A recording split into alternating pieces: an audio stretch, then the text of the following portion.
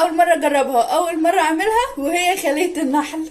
صراحة اول مرة اصلا اشوفها، فشكلها عجبني وجذبني، ويا رب ما نطردش. يلا بينا نجرب. المكونات بتاعتي سهلة وبسيطة جدا. نص كوباية زيت او زبدة مذابة، معلقتين ونص حليب بودرة، بيضة بدرجة حرارة الغرفة، كوب حليب، كيس فانيليا، كيس خميرة فورية، معلقة كبيرة من السكر، وهناخد رشة بسيطة من البيكنج باودر. طبعا الاساسي 3 كوبايات دقيق. طبعا الخلية دي بيحشوها يا شوكولاتة يا جبنة او الاتنين مع بعض. انا هعملها بالجبنة الرومي وبشراها. ويلا بينا. كوب حليب، هنحط معلقة كبيرة من السكر، كيس خميرة، هنقلب دول الاول مع بعض، نص كوباية الزيت، وممكن تستبدل بزبدة، فانيليا، رشة من البيكنج باودر، واخيرا وليس اخيرا الحليب البودر. وهضرب كل ده مع بعض تاني. بقى خطوة مهمة جدا. ليه؟ عشان احنا هنفصل الصفار عن البياض. عملتها من اولها. ايه ده؟ وشلنا الصفار. بيقولوا ان الصفار هندهن بيه الوش. وش ايه اللي هندهن بيه والبيضة اصلا اصغر من حياتي. المهم هنغطيها كويس. والتقليبة الاخيرة هريتكوا تقليبة انا عارفة. جماعة معلومة صغيرة، كيس الخميرة قبل ما تحطوه تتأكدوا من التاريخ بتاعه. دلوقتي بقى اللحظة المهمة، هنحط الدقيق، وطبعا كل ما ندخل الدقيق هيدينا نتيجة حلوة. محمد متحمس بس مش اكتر. حطينا الدقيق، هنبدأ نقلبه في بعض. بقى اللحظة اللي بتتوسخ فيها هدومنا، العجن. هعجن وارجع لكم.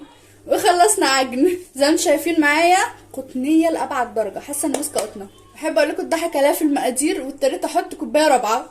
خدوا بالكم وانتوا بتحطوا الدقيق، حطوه واحدة واحدة لغاية لما توصلوا للقوام المظبوط. نقطة زيت في البولة بتاعتنا، ونحط العجينة ونغطيها ونسيبها تتخمر لمدة ساعة او على حسب ما يتضاعف حجمها. وما تخافوش، هو برت واحد ونخلص كلنا. والعجينة بتاعتنا خمرت. جبت صينية ودهنتها زيت احتياطي، ماليش معاها ذكريات حلوة.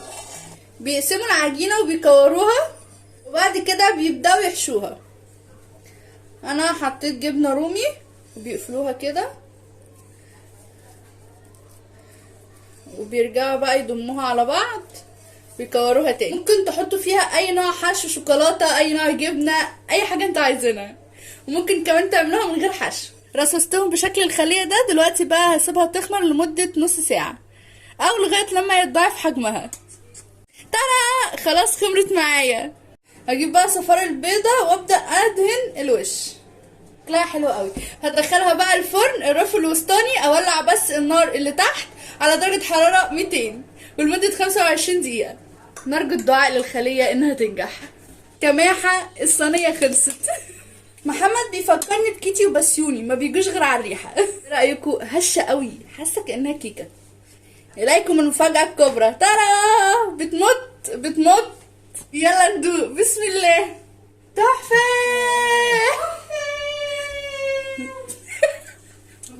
بجد جمر.